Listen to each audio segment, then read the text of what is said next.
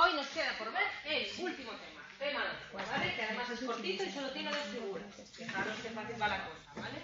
Con esto terminamos todos los contenidos teóricos que os entran para el examen, ¿vale? Nos quedaría por ver los comentarios de texto, como son esos comentarios y demás, ¿vale? Pero nos quedan 3 clases, la clase del día 2, la clase del día 9 y la clase del día 16. De tal manera que yo os pregunto, ¿qué queréis hacer con las 3 clases que nos quedan? Hacemos un repaso general, hacemos con los comentarios de texto y venga. Yo diría mitad y mitad. 50-50. Sí, Vale. ¿Qué queréis empezar? ¿Por los comentarios o por el repaso general? comentarios. Y ahí nos libramos y dejamos el último. Bueno, mejor no preguntar para ver qué tal. Bueno, vamos a ver cómo lo hacemos, ¿vale? Pero bueno, que con 3 clases nos da tiempo de sobra a revisar y a repasar todos los comentarios de texto que os puedan caer, ¿vale? Vale. Ya sabéis que, bueno, os explicaré con calma la semana que viene, que es un fragmento de texto y unas preguntas teóricas relacionadas con el fragmento de texto, ¿vale? Ya os pondré ejemplos. Bueno, último tema, tema 12, ¿vale? Recordad que el tema 1, 2, 3 y 4 no os entra como contenido teórico. Os recomiendan que lo leáis para que tengáis una aproximación a la disciplina, pero no os van a hacer preguntas teóricas sobre él, ¿vale? Entonces, tema 5, ¿qué vimos? Tema 6, ¿qué vimos? Contemporáneos, las alternativas a Google. Sí. Tema 7, ¿qué vimos? Funcionalismo. Tema 8, ¿qué vimos? Psicoanálisis. Tema 9, ¿qué vimos? Gestalt. Tema 10, ¿qué vimos? Cognitismo. Bien, tema 11, ¿qué vimos?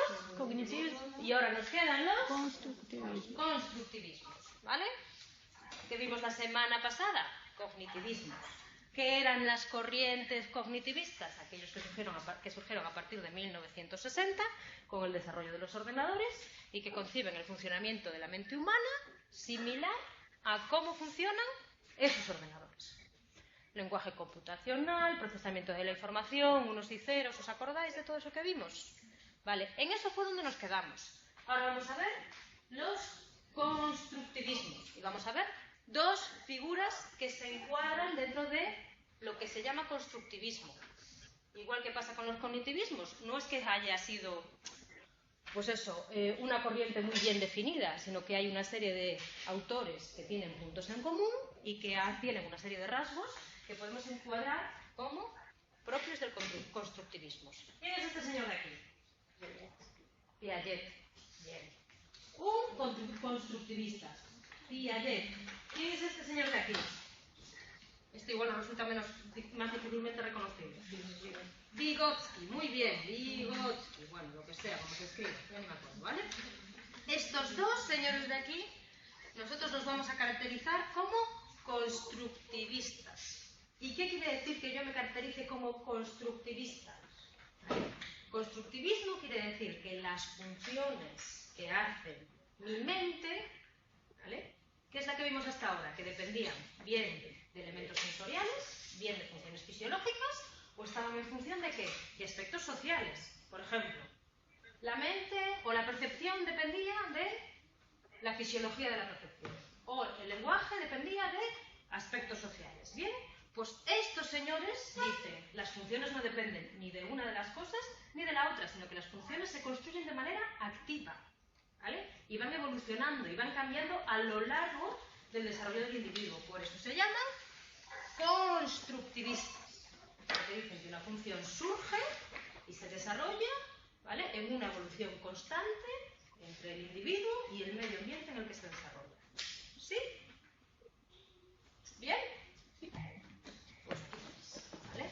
Las funciones son un proceso que abierto y en continuo ajuste y no dependen de estructuras innatas, ¿vale?, ni de estructuras sociales.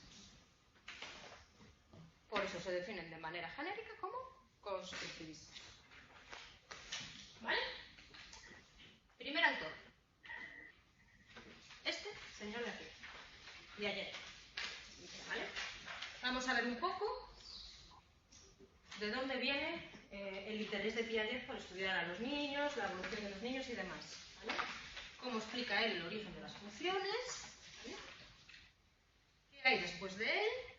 En función de perspectivas neopiagetanas y sistemáticas, ¿vale? Esto es la evolución de la teoría que tiene, ¿vale? Este señor de aquí, ¿qué hace? Pues hace un poco de todo. Estudia los moluscos. Tiene contacto con el psicoanálisis, ¿vale? Y en el 1919 se traslada a París para adaptar los test mentales que se estaban utilizando en Gran Bretaña, ¿vale? Todos los test esos que medían la inteligencia de los niños y demás, pues él es el encargado de adaptarlo a la población francesa, a los niños franceses. Es a partir de 1919 cuando entra en contacto, ¿vale?, con los niños y con la inteligencia de los niños. Y es en el periodo que va de 1920 a 1940 y a partir de 1940 cuando él escribe todas sus teorías sobre cómo surge y se desarrolla el pensamiento infantil y adolescente, ¿vale? ¿Y qué nos está diciendo respecto a ese pensamiento infantil y adolescente? Nos está diciendo que ese pensamiento infantil es distinto del que se da en un adulto, ¿vale? Y que va atravesando una serie de etapas. Y no es que los adultos piensen más que los niños, sino que hay una diferencia cualitativa en la manera de pensar que tienen unos y otros. No hay una diferencia entre ellos de cantidad, sino hay una diferencia de cómo piensan esos niños, ¿vale? En 1920 y en 1940, a través de los estudios con los niños franceses y del estudio de sus propios hijos, de cómo los ve interactuar y cómo los ve jugar y demás, él escribe el lenguaje y pensamiento en el niño, el juicio y el razonamiento en el niño, la representación del mundo en el niño, la causalidad física en el niño, el juicio moral en el niño y el nacimiento de la inteligencia en el niño. Y a partir de 1940, la génesis del número en el niño, la formación del número en el niño y la representación del espacio en el niño.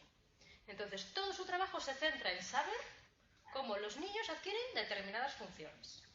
¿Sí? Vale. ¿Qué nos dice Piaget sobre cómo los niños adquieren, desarrollan determinadas funciones?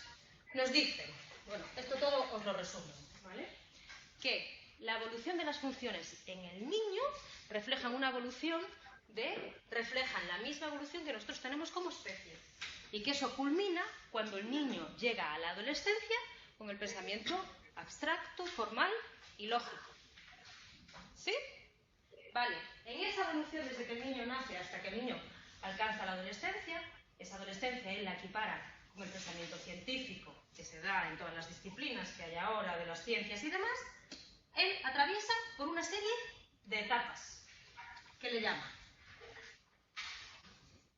sensoriomotora, ahora las veremos una hora, preoperacional, concreta operacional y formal operacional, ¿vale?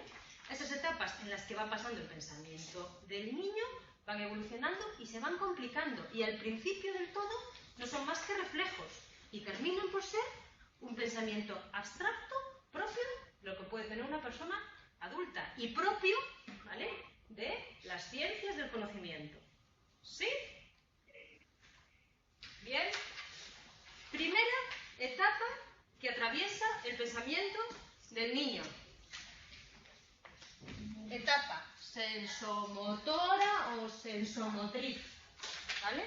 Que me cubre desde que el niño nace hasta que alcanza aproximadamente los 2 años, ¿vale?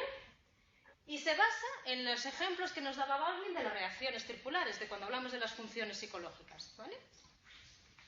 Dice que los niños en esta etapa que va desde los 0 hasta los 2 años tienen reacciones circulares primarias, circulares secundarias y circulares terciarias. ¿Cómo son esa manera de pensar de los niños? ¿Cómo son esas reacciones circulares primarias? ¿Vale? Movimientos reflejos, que al hacerlos los niños adquieren una gratificación, adquieren un placer, como puede ser el succionar el dedo, el succionar un pezón y demás, ¿vale? Esas reacciones circulares primarias, instintivas, reflejas, van evolucionando, ¿vale? Y después ya no son solo reflejos que generan placer, sino que son coordinaciones visu-manual que tienen una conciencia de resultado e incluso una cierta intención de repetirlas, ¿vale? Ya no me chupo el dedo, ya a lo mejor pues cojo el biberón. ¿Lo entendéis?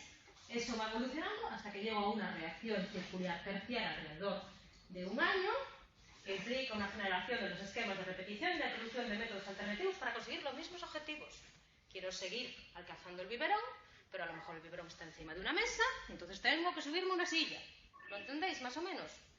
Esto evoluciona, o la inteligencia del niño evoluciona en este periodo, ¿vale? Desde los 0 hasta los 2 años. Y termino con los 2 años teniendo una cierta permanencia de objetos. O sea, los objetos siguen ahí, aunque yo no los vea. ¿Bien? Primera etapa que pasa, la inteligencia o el pensamiento de los niños. Segunda etapa, la que va desde los 2 hasta los 7 años, ¿vale? Y que Piaget llama como una etapa de inteligencia preoperatoria. ¿Qué le pasa a esos niños que están entre los 2 y los 7 años? Que ya empiezan a tener representaciones mentales de los objetos que les rodean. ¿Y qué se caracterizan? Por un egocentrismo. Solo me vale mi modo de pensar y no concibo que los demás tengan un modo de pensar distinto del mío. ¿Sí?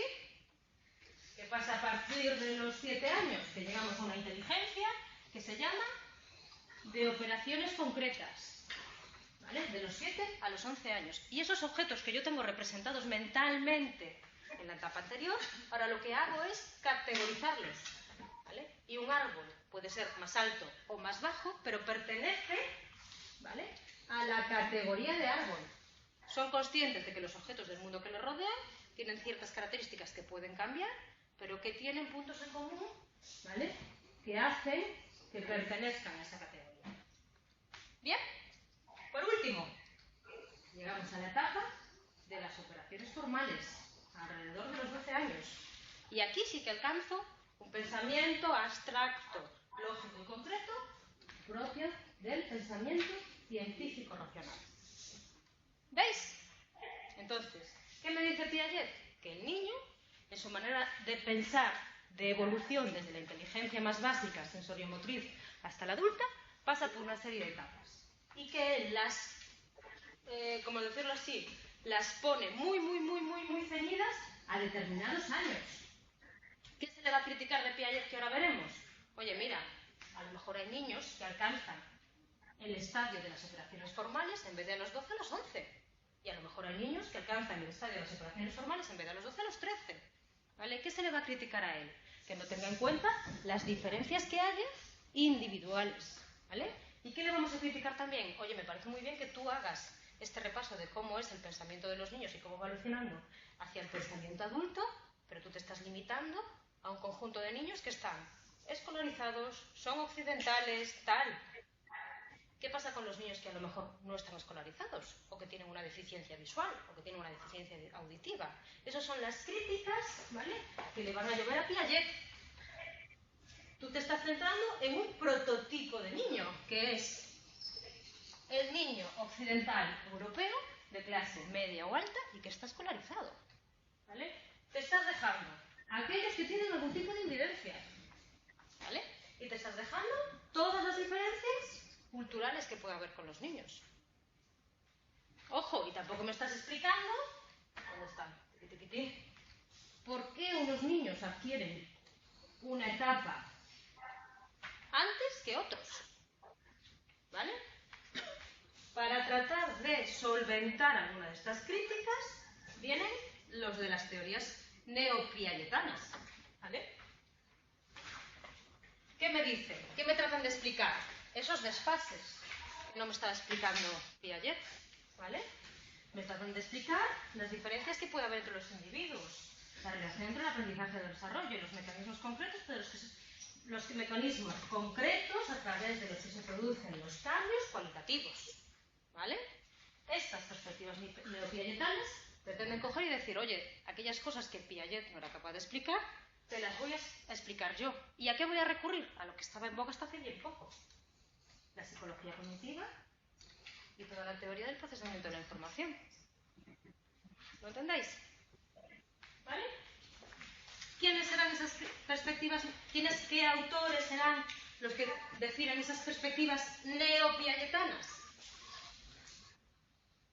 Robert Case y Arnett Karlov Smith. ¿Qué me dicen estos autores? Ojo, este señor de aquí me redefine las etapas que me había definido Piaget, pero le mete ¿qué? El lenguaje de la psicología cognitiva.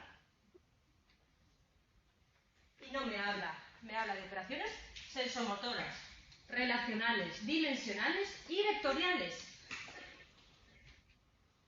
Muy bien, las operaciones sensoriomotoras se caracterizan por movimientos, las relacionales se caracterizan por una codificación lingüística y simbólica en general, las dimensionales son relaciones aritméticas y las vectoriales presentan una racionalidad matemáticas. El cambio entre unas y ellas, el cambio entre unas y otras sería consecución de ¿qué? De distintas formas de representación, ¿vale? De distintas maneras de computación, que es lo que tienen ¿qué? Los ordenadores. ¿Qué me dice esta señora de aquí? Mantiene una postura más cognitivista que Piagetana y concede relacionación más capacidades psicológicas que las que le daba Piaget, no solo reflejos, señalando el carácter activo del sujeto en el desarrollo. ¿Vale? Oye, Piaget, es que tú me estás basando que parte solo de reflejos y el niño tiene más capacidades que simplemente las instintivas cuando nace. ¿Sí? ¿Qué pasará con las personas? ¡Hola!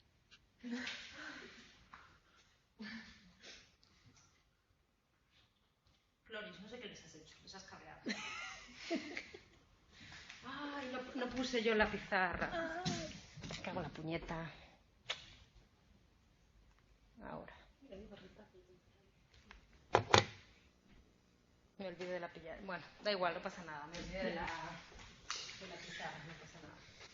¿Qué pasa con esas perspectivas que llamamos sistémicas? ¿O a qué hace referencia a todo lo que veáis que es sistémico?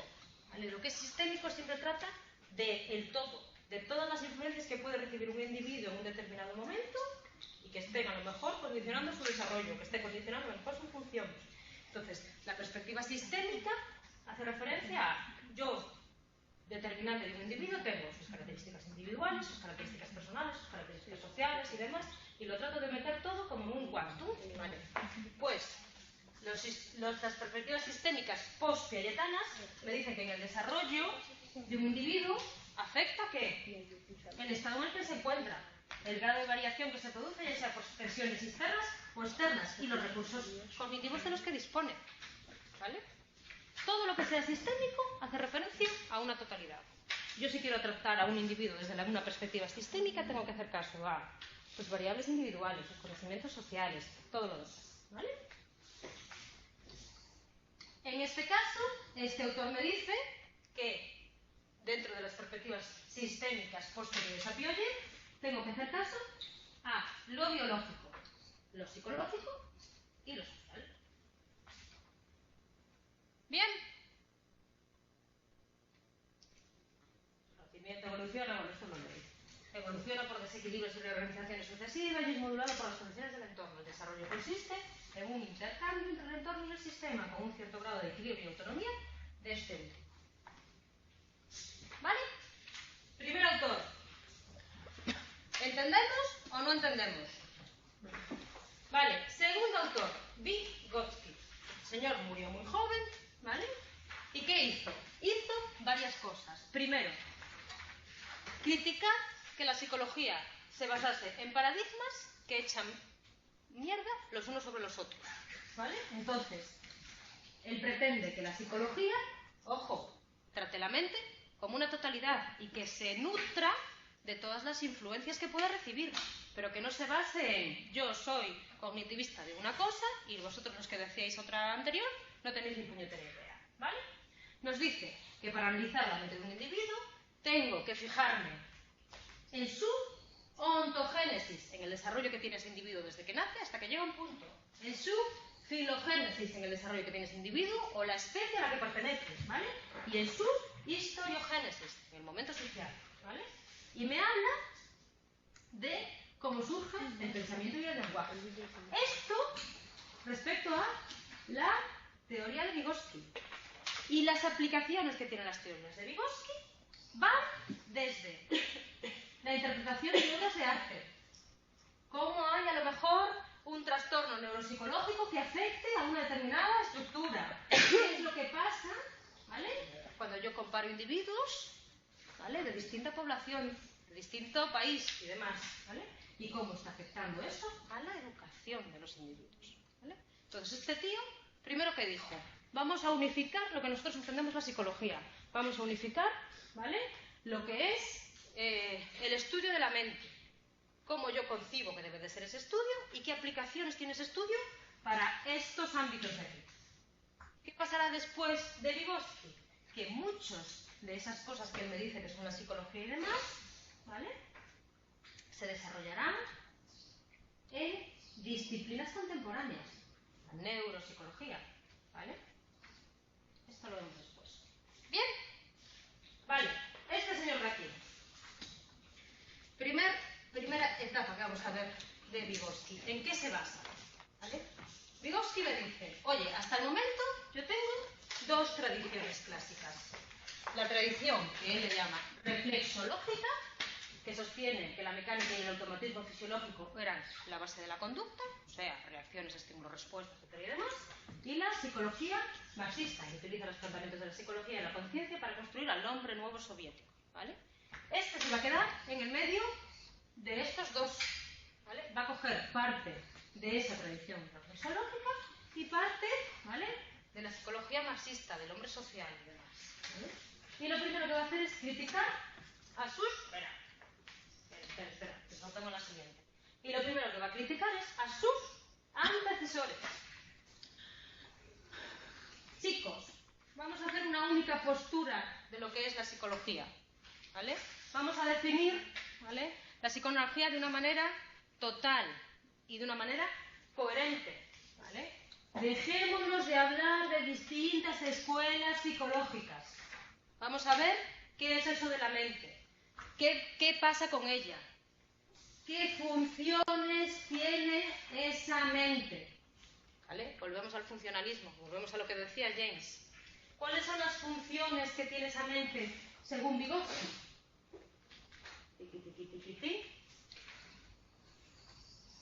Enfrentarse ¿qué? A un determinado problema, ¿vale?, y tomar una decisión. ¿Qué es lo que surge? ¿Cuándo surge la mente? ¿Cuándo surge la conciencia? Cuando yo ya no soy capaz de responder a un problema de manera automática, ¿vale? Esa es la principal función que tendrá la mente para Vygotsky, ¿vale? ¿Cuándo entra en juego ella? Cuando mis reflejos automáticos que he heredado a través de la filogenética no son suficientes para enfrentarme a un problema. De tal manera que esa conciencia es activa, es lo mismo que nos decía James, ¿os acordáis? ¿Vale? Esa conciencia es ¿qué? Compleja y surge cuando lo que yo tengo de manera instintiva no me está sirviendo. ¿Bien? ¿Sí o no? Sí. Bueno, vale. Si yo tengo una mente activa y unos reflejos automáticos, me quiere decir que en la mente de un individuo, ¿vale?, hay distintos ¿qué? Niveles o distintas clases. El nivel más bajo es el nivel ¿qué? Filogenético. La historia de un individuo desde que somos monos hasta que llegamos a ser seres humanos. ¿Sí? El siguiente nivel es el cultural. Proceso específico a través del cual se transmiten los logros de la experiencia humana de generación en generación. Y el último nivel es el ontogenético, el desarrollo de cada sujeto particular desde su nacimiento hasta su muerte, ¿vale?, donde se produce el encuentro entre este nivel de aquí y este nivel de aquí. Bien, ¿lo entendemos? ¿Sí? Los veo yo muy despiertos, ¿vale? Esa admisión de niveles y demás me implica que habrá funciones inferiores y funciones ¿qué? Superiores. ¿Os acordáis de lo que habíamos visto de la computación del cognitivismo? Una CPU que dirige un proceso o el resto de procesos que se realizan más de manera automática. Aquí tenéis el doble nivel de Vygotsky. Unas funciones inferiores, unos niveles inferiores automáticos instintivos y unos niveles superiores. ¿Sí o no? Yo acudiré a una u otra en función del problema que me vaya encontrando. Cuando las funciones inferiores o las instintivas no son las suficientes, ¿qué recorreré? ¿A qué recurriré? A esas funciones superiores. Bien, ¿lo vemos? ¿Sí o no? ¿Vale? ¿Qué papel surgirá el pensamiento? ¿Qué papel tendrá el lenguaje? ¿Vale?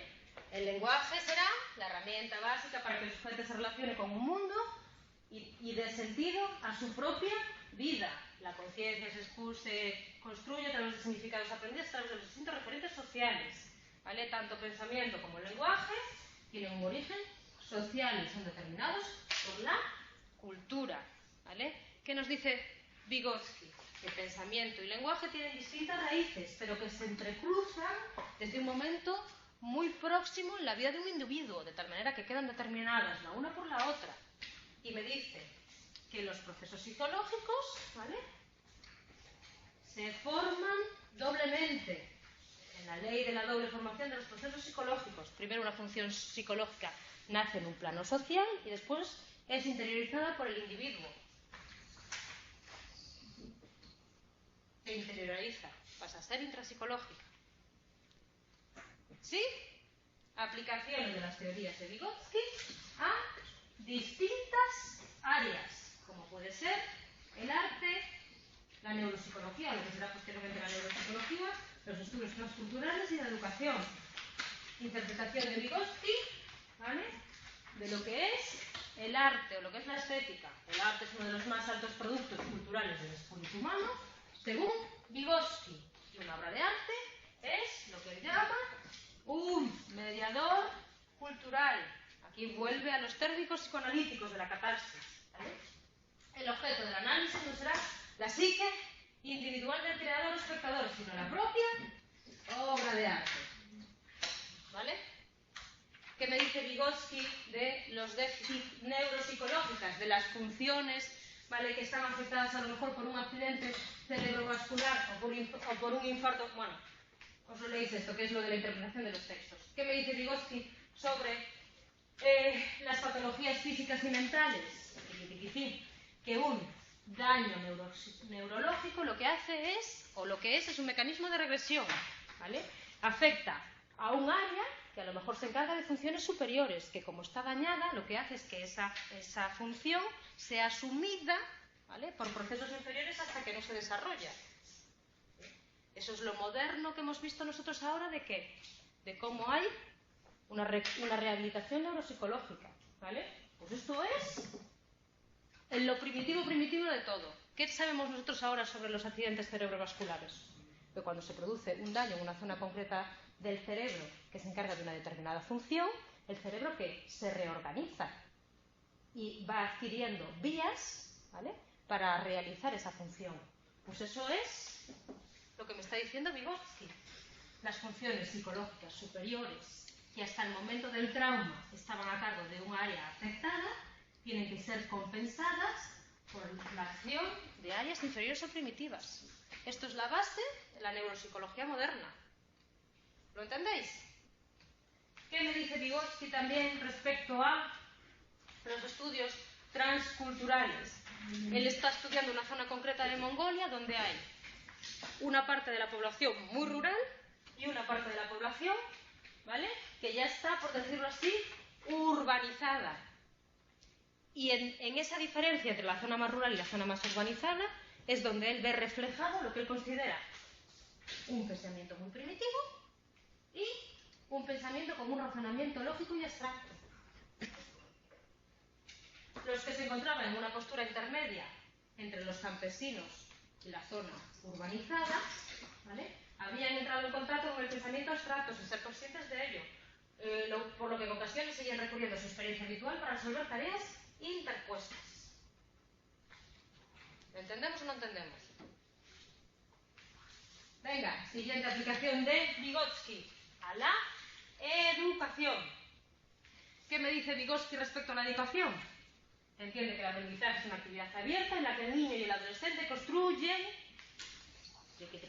creativamente sus estructuras lingüísticas cognitivas, concede gran importancia a la idea de mediación, a la utilización de los recursos del entorno por parte del niño y especialmente a la ayuda de los adultos, distinguiendo en qué, entre dos zonas, zona de desarrollo próximo, zona de desarrollo actual. Zona de desarrollo próximo como aquello que el niño no realiza de manera autónoma, pero solo mediante la ayuda de un adulto, ¿vale? Y la zona de desarrollo actual es aquello que el niño es capaz de hacer de manera autónoma. ¿Sí? Venga, pues pasamos. Pero importancia a los procesos de lectura y escritura. Vale, ¿en qué va a derivar las enseñanzas de Vygotsky? En todo lo que hace Luria y la neuropsicología. Y en estos, ¿vale? Súbditos me va a decir, ¿cómo se llama estos? Discípulos. Discípulos. Vale, ojo, todo lo que me había dicho... todo lo que me había dicho Vygotsky de pensamiento abstracto, zonas superiores y zonas inferiores,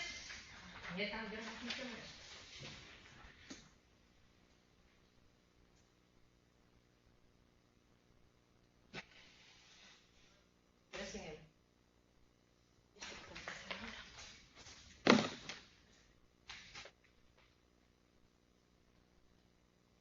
Sigo aquí.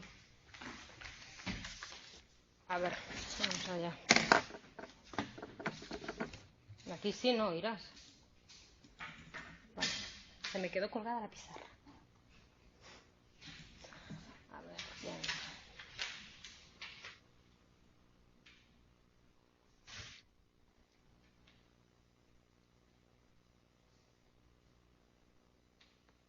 ¿Qué pasó? A ver, discípulos de Vygotsky, venga.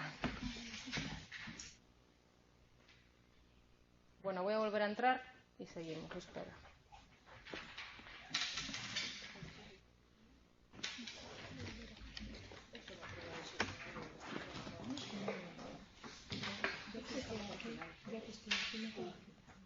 No desesperéis, no desesperéis.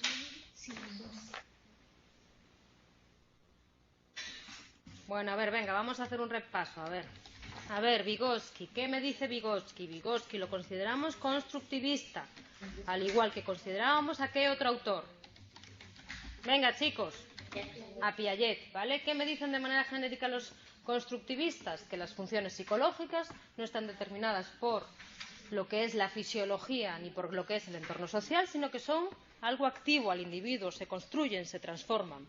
Piaget ya vimos cómo estudiaba eso a través de las distintas etapas que pasaba el pensamiento infantil para convertirse en pensamiento adulto.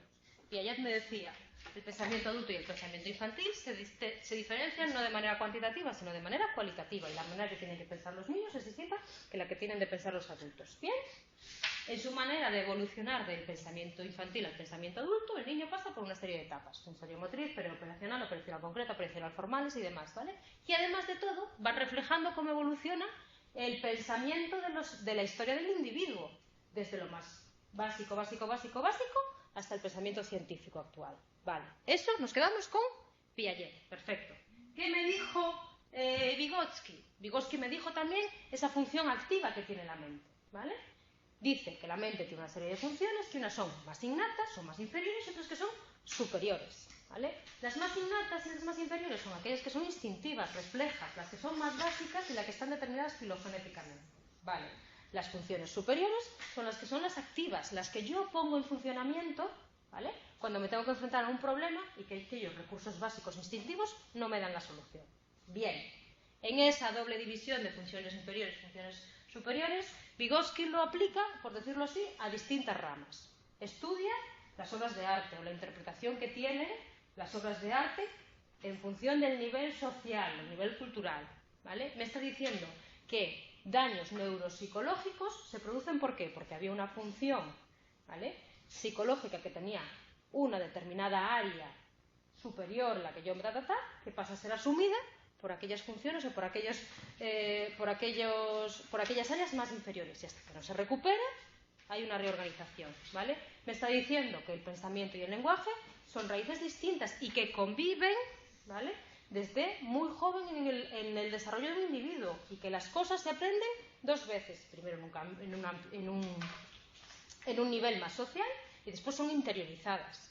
Ese doble nivel él también lo refleja en la educación, donde me dice que yo para aprender tengo como dos zonas de desarrollo. Una zona de desarrollo próximo, cosas que no sé hacer, a no ser que me ayude un adulto, y una zona de desarrollo real, que son las cosas que yo puedo hacer. ¿Bien? Y ahora vamos a ver seguidores de Vygotsky, seguidores de todas esas teorías de Vygotsky que él le iba aplicando al arte, a la neuropsicología, a la educación y demás. ¿Vale? Recordad que Vygotsky me decía que lo que yo quiero es una psicología que aúne, que agrupe, ¿vale?, que nos dejemos de discutir. Todos estos seguidores de Vygotsky se agrupan de manera genérica en una escuela que se llama la Escuela de Kharkov, en Ucrania, a partir de los años 30. Son este y este. ¿Vale? Esto de manera genérica. Primer seguidor de Vygotsky, que cogerá algo de lo que dijo Vygotsky. Este señor de aquí, Luria. ¿Vale? Luria, ¿qué coge de Vygotsky? Lo que es los daños específicos en zonas provocan una desorganización de esas funciones que estaban alojadas en esas zonas que yo estoy destruyendo. ¿Vale? Y me dice que, al igual que Vygotsky, mi cerebro es flexible. ¿Vale? Y esa zona que queda destruida es asumida por otras zonas que a lo mejor están intactas. Esto es lo que hoy conocemos como neuropsicología. Como un daño en una zona concreta provoca una reorganización de la mente del individuo. ¿Sí? Segundo seguidor de Vygotsky. Este señor de aquí, Alexei Leontiev, considera imprescindible el objetivo que tiene lo que yo realiza. ¿Vale? Las acciones complejas son divididas a su vez en acciones que son cada vez más sencillas, ¿vale?, y que tienen una meta. ¿Entendemos o no entendemos? Tercer seguidor de Vygotsky, Bakhtin, o como quieras llamarlo, ¿vale? Y Bakhtin lo que le da es importancia al lenguaje, ¿vale?, a esa formación del lenguaje en comunicación con los demás. Propone géneros que atraviesan todas las manifestaciones del lenguaje oral y están determinados por el contexto social en que se produce la interacción del individuo. ¿Bien? ¿Sí? ¿Dudas? ¿Hasta el momento? ¿Lo tenemos claro? ¿No lo tenemos claro? ¿Sí? ¿Qué vamos a leer? Esta lectura de aquí. La construcción del conocimiento. ¿Qué esperáis encontrar en esta lectura de aquí? Operacional concreto, sensoriomotriz, etcétera y demás. ¿Vale? ¿Sí? Vale. ¿Qué preguntas os podéis encontrar en este tema de aquí? Venga, sois justísimos. La idea de que existe un paralelismo entre el desarrollo del conocimiento en la historia individual y el desarrollo del conocimiento a lo largo de la historia de la humanidad es una de las bases de ¿qué? Sí. ¿No?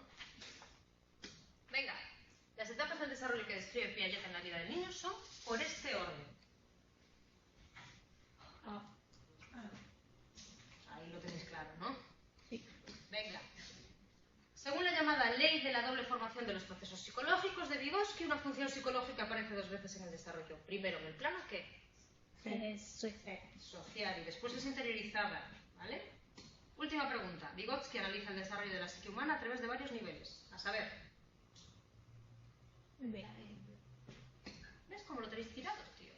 Bueno. Pues con esto nos terminamos todos los temas, ¿vale? Traigo textos para la semana que viene, con lo cual es conveniente que, aunque no os hayáis chapado, que sí que hayáis leído los textos que tenéis, ¿vale? Oye, son, ¿qué? 6 temas, 8 temas. Las preguntas sobre los textos las verás la semana que viene. No te preocupes, ¿vale? Traigo textos que se hayan puesto otros años y así vamos ya a tiro fijo, por decirlo así. Pero aunque no os lo chapéis, leeros los textos para que os suene un poco, ¿vale? Venga, ánimo, rapaces.